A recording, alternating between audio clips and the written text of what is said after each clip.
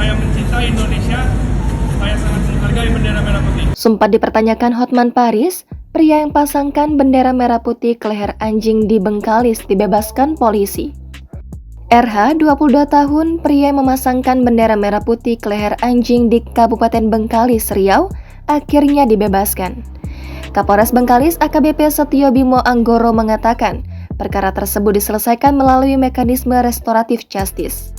Penyelesaian penanganan perkara dikemas dalam acara apel kebangsaan hari ini yang dihadiri semua unsur Forkopimda, tokoh masyarakat, tokoh agama, pemuda, pelajar, dan elemen masyarakat lainnya.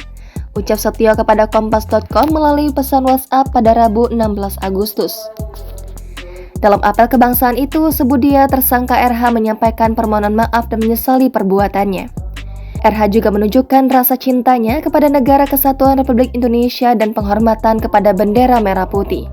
Pihak pelapor dan semua elemen masyarakat telah menerima permohonan maaf tersangka dan bersepakat untuk mencabut laporan.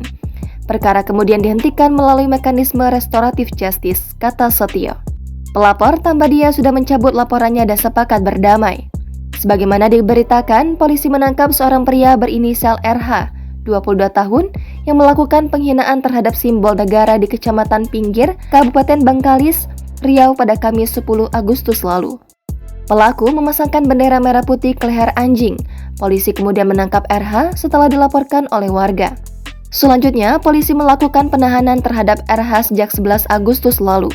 Pelaku ditetapkan tersangka dan dijerat dengan pasal 66 Undang-Undang Nomor 24 Tahun 2009 tentang bendera, bahasa dan lembaga negara serta lagu kebangsaan. Pelaku diancam hukuman penjara paling lama 5 tahun dan denda paling banyak 500 juta rupiah. Namun kasus ini menjadi pro dan kontra. Banyak yang menyorot kasus ini termasuk pengacara Hotman Paris Hutapea. Hotman mempertanyakan di mana unsur pidana kasus tersebut.